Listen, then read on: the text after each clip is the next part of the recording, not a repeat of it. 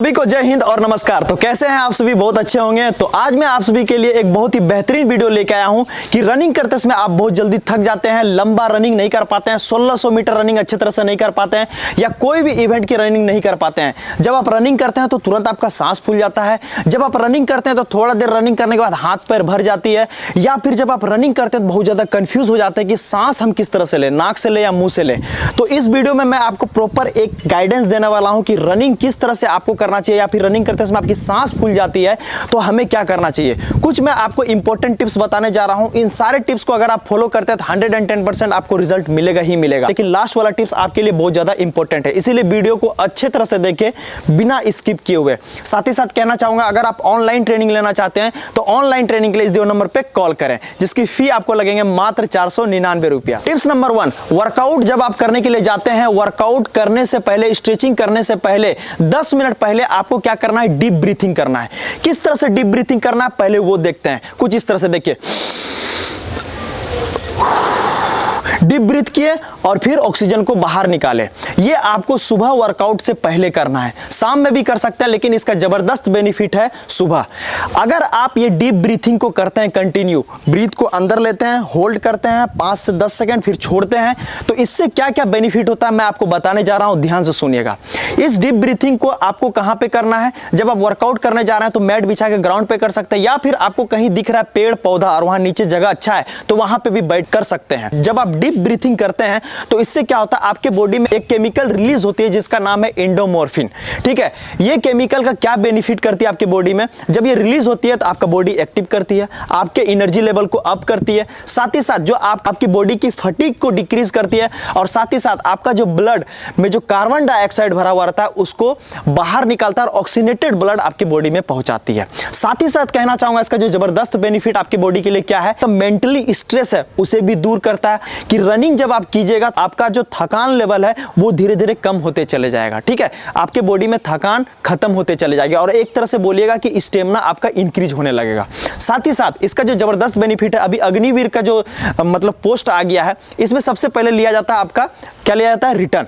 तो रिटर्न को पास करने के लिए हमारा मेमोरी पावर स्ट्रांग होना चाहिए, क्योंकि वहां एमसीक्यू क्वेश्चन आता है। तो अगर आप एग्जाम का भी तैयारी कर रहे हैं तो इस टिप्स को फॉलो करें। पढ़ने से पहले डेली सुबह जब आप एक्सरसाइज करने जाते हैं तो डीप ब्रीथिंग ले छोड़े, डीप ब्रीथिंग ले छोड़े, इससे आपकी मेमोरी पावर भी स्ट्रांग होगी। ठीक है, तो इन टिप्स को आप फॉलो करें। अगर आपका रनिंग करते समय बहुत जल्दी सांस फूल जाता है और आप वर्कआउट को अच्छी तरह से नहीं कर पाते हैं, तो टिप्स नंबर 1 जो आपके लिए बहुत ज्यादा इंपॉर्टेंट है कि आपको वर्कआउट से 15 मिनट पहले कम से कम 5 मिनट तक कंटिन्यू डीप ब्रीथिंग करनी है, होल्ड करनी है, फिर छोड़नी है, डीप ब्रीथिंग करनी है, होल्ड करनी है और छोड़नी है। तो इन टिप्स को आप जरूर फॉलो करें। टिप्स नंबर 2, जब आप ग्राउंड जाते हैं सबसे पहले तो ये डीप ब्रीथिंग वाला काम कर लीजिए, उसके बाद स्ट्रेचिंग कर लेना, वो तो सबको पता है, वार्म अप कर लेना वो भी पता है। अब यहाँ पे मेन बात आती है वर्कआउट को लेकर। जब आप वर्कआउट करते हैं अपने स्टेमिना को बढ़ाने के लिए, आप सबसे बड़ा गलती क्या करते हैं पता है आपको? आप एक ही वर्कआउट को कंटिन्यू 1 महीना तक फॉलो करते हैं। ग्राउंड जाना, 5 चक्कर लगाना, 10 चक्कर लगाना, जितना हमारा बॉडी कर पा रहा है उतना ही करना। बॉडी को ना फोर्स करना, ना पुल करना, ना कोई वर्कआउट को चेंजेस लाना, एक ही वर्कआउट को फॉलो करना। आप मुझे बताइए, अगर आप डेली 1500 के आसपास कैलोरीज खाइएगा तो आपका बॉडी फैट कितना रहेगा? 1500 के हिसाब से ही तो रहेगा। ठीक है, आपका मसल्स तो गेन नहीं होगा। मसल्स गेन करने के लिए जो एक एथलीट या फिर बॉडी बिल्डर क्या करते हैं? कैलोरीज का इंटेक बढ़ाते हैं, प्रोटीन लेते हैं, बढ़ाते हैं। जिस तरह वो डाइट में, उसी तरह उनका बॉडी भी बढ़ता है। सेम हमारे वर्कआउट के साथ है भाई। अगर हम वर्कआउट एक ही तरह का करेंगे तो हमारा जो लेवल है ना, हम वहीं का वहीं रह जाएंगे। अगर आप अपना लेवल इंक्रीज करना चाहते हैं तो नंबर 1 आपको वर्कआउट में वेरिएशन ऑफ ट्रेनिंग जोड़ना पड़ेगा। कंटिन्यूअस ट्रेनिंग, इंटरवल ट्रेनिंग, फाक leg training, strength training, core workout, ABC drill, और भी बहुत सारे ट्रेनिंग होते हैं जो मैंने यूट्यूब पे बनाया हुआ है कि आपको किस तरह से वर्कआउट प्लान को फॉलो करना चाहिए। ये हो गया नंबर 1। नंबर 2, यहाँ पे बात आ जाती है, जब आप कोई भी वर्कआउट फॉलो कर रहे हैं, जैसे मेरा वर्कआउट फॉलो कर रहे हैं, आपको बोल दिया जाए कि 400 मीटर का 10 लगाना है या फिर 6 रेपिटेशन लगानी है, आप क्या करते हैं, या फिर आपका बॉडी क्या करती है? 3 लगाते हैं, 4 लगाते हैं, 3-4 लगाने के बाद आपका बॉडी थक जाता है और आप मन से भी हार जाते हैं और शरीर से भी हार जाते हैं और छोड़ देते हैं। बस भाई आज के लिए इतना। अगर आप वर्कआउट को बीच में छोड़िएगा तो आपका कभी भी स्टेमिना लेवल बिल्डअप नहीं होगा, आपका स्टेमिना बढ़ेगा ही नहीं बढ़ेगा। ठीक है, आपको क्या करना, अपना बॉडी को पुश करना है। 400 का 10 लगाना है तो हम लगाएंगे आज, चाहे हम उसको धीरे करके लगाएं या स्लो करके लगाएं या रेस्ट करके लगाएं, आपको उतना कंप्लीट करना है। जिस दिन का जो भी वर्कआउट आपको टारगेट मिलता है, चाहे बच्चे हमसे ऑनलाइन ट्रेनिंग ले रहे हैं उनके लिए भी मैं बता रहा हूं, चाहे आप मेरा यूट्यूब का वर्कआउट प्लान को देख के फॉलो करें उनके लिए भी बता रहा हूं कि जो आपका वर्कआउट प्लान में आपके लेवल के हिसाब से लिखा हुआ है उसको फॉलो करना आप स्टार्ट कीजिए ही कीजिए, तो ही जाके आपका रिजल्ट मिलेगा। रनिंग करते समय जो सांस फूलने की समस्या है वो यहीं से खत्म होगी भाई, जब आप अपने बॉडी को पुश करोगे। और जब वर्कआउट को अच्छे तरह से करते हो उसके बाद जरूर कान खोल के सुन लो, 1 राउंड 2 राउंड या फिर 5 मिनट तक आपको कूलिंग डाउन करना है, कूलिंग डाउन एक्सरसाइज, ताकि आपका मसल्स रिलैक्स हो। ठीक है, तीसरी बात, जब आपका कूलिंग डाउन कंप्लीट होता है उसके बाद आपको स्टैटिक स्ट्रेचिंग करनी है, आराम से बैठना है और प्रॉपर अपने बॉडी का एक एक पार्ट को स्ट्रेच करना ताकि आपका मसल्स रिलैक्स हो। Tips number 3, workout. अब यहां पे मेन बात आता है वर्कआउट को लेकर। देखिए आप क्या गलती करते हैं, जैसे मेरा फिटनेस उतना अच्छा नहीं है, दूसरे को ग्राउंड गए वहां देखें मेरा स्टेमिना बिल्कुल जीरो है, बहुत दिनों से मतलब अग्निवीर का कुछ नहीं निकला था, कोई ट्रायल वगैरह वैकेंसी वगैरह नहीं निकल रही थी, दौड़ना वगैरह सब छोड़ दिए, सभी कोई छोड़ देते हैं, मैं भी कुछ नहीं रहता तो मैं भी छोड़ देता हूं। अब यहाँ पे मेन बात होता है क्या है, बहुत दिनों बाद हम लोग वर्कआउट में लौटते हैं या फिर ग्राउंड पे लौटते हैं, वहां देखते हैं अरे भाई तो खतरनाक दौड़ रहा है, उसी को ज्वाइन कर लेता है और उसके साथ दौड़ने लगते हैं। एक दिन दौड़े, 2 दिन दौड़े, तीसरा दिन बीमार पड़ गए या बॉडी हमारा काम करना बंद कर दिया। देखो दूसरे को देख के वर्कआउट मत करो, ये चेक करो कि आपका अभी लेवल क्या है। वर्कआउट प्लान को मैंने 3 भाग में बेसिकली बांट दिया है, जनरल फिटनेस, ऑफ सीजन और स्पीड वर्कआउट। ये 3 चीज को अगर आप समझ जाते हो तो मैं गारंटी लेता हूं आप अपने रेस को अपने दम पे बना सकते हो। नंबर 1, जब भी आप बहुत दिन रेस छोड़ देते हो तो सबसे पहले आपको जनरल फिटनेस पे फोकस करना है। अपने जनरल फिटनेस को इंप्रूव करने के लिए मैंने एक वर्कआउट प्लान बनाया हुआ है, बिगिनर वर्कआउट प्लान। उस बिगिनर वर्कआउट प्लान को फॉलो कीजिए। नहीं कुछ समझ में आता है, ग्राउंड जाइए, normal 10 minute 15 minute 10 minute 15 minute running कीजिए, कोर वर्कआउट एबीसी ड्रिल वगैरह कीजिए ताकि आपका बॉडी का लेवल अप हो धीरे धीरे। जब आप जनरल फिटनेस कर लेते हैं 15 से 20 दिन, 15 से 20 दिनों में आपका जनरल फिटनेस अच्छा हो जाएगा। नंबर 2 यहां पे लेके चलना है, जब आपका रेस कम से कम 2 महीना या फिर 3 महीना बचा हुआ है तो आपको ऑफ सीजन वर्कआउट स्टार्ट करना है। फॉर एग्जांपल 1600 मीटर के लिए मैं बता रहा हूं, 5 किलोमीटर या कोई भी रेस का तैयारी कर रहे हैं मैं बता रहा हूं, आपको क्या करना है, रेपिटेशन ज्यादा लगाना है ऑफ सीजन में।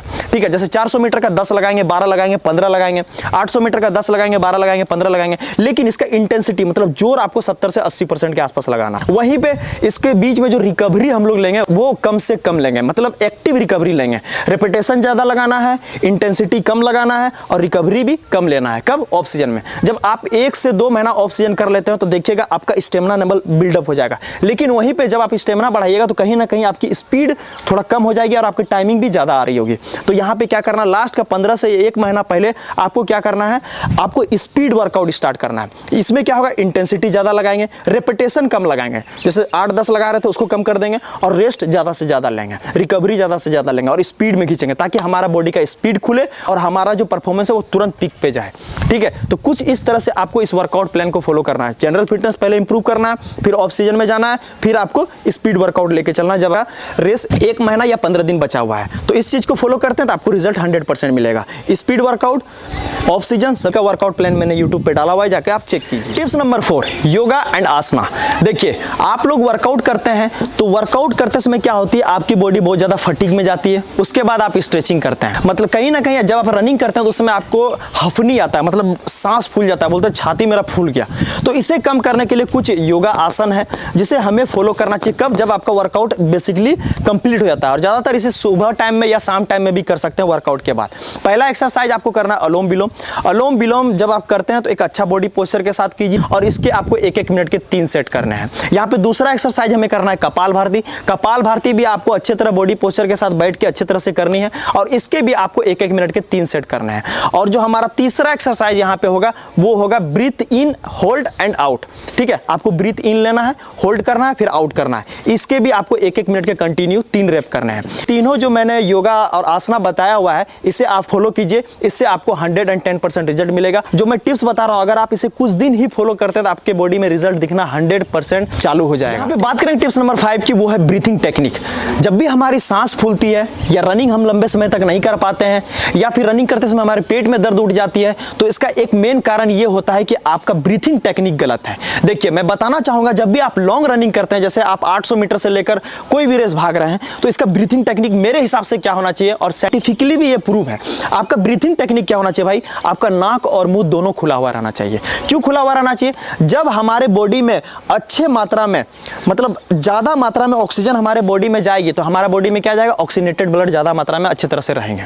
उससे क्या होगी कि ऑक्सीनेटेड ब्लड जब हमारे मसल्स को पहुंचेगी तो वो टाइट नहीं होगी, फटीग नहीं आएगी, लैक्टिक एसिड का प्रोडक्शन कम होगा। आप क्या करते हैं, कोई आपको बताता है नाक बंद करके मुंह से सांस लीजिए, मुंह बंद करके नाक से सांस लीजिए, जिनके कारण होता है क्या, आपके बॉडी में कम से कम मात्रा में ऑक्सीजन जाती है, जिनके कारण आप जल्दी थक जाते हैं, लैक्टिक एसिड बन जाती है। इसीलिए कोशिश यही करना है कि आपको नाक और मुंह दोनों से सांस लेना है। यहाँ पे आप देख सकते हैं वीडियो, एक कमांडो का आर्मी का ट्रेनिंग चल रहा है, इन्हें पानी में डुबो दिया जाता है पूरा अच्छी तरह से, और देखिए जब ये निकल रहे हैं तो मुंह और नाक दोनों से सांस ले रहे हैं। क्यों ले रहे हैं? क्योंकि इनका बॉडी का ऑक्सीजन खत्म हो गया। तो ऑक्सीजन भरने के लिए ये ज्यादा से ज्यादा और जल्दी से जल्दी क्या इस्तेमाल कर रहा है, नाक और मुंह दोनों का इस्तेमाल कर रहा है। इसी तरह जब भी हम रनिंग करते हैं तो हमें सांस लेने के लिए नाक और मुंह दोनों का इस्तेमाल करना चाहिए, अगर हम लंबा समय तक रनिंग करना चाहते हैं और अपना स्टेमिना को जल्द से जल्द बढ़ाना चाहते हैं।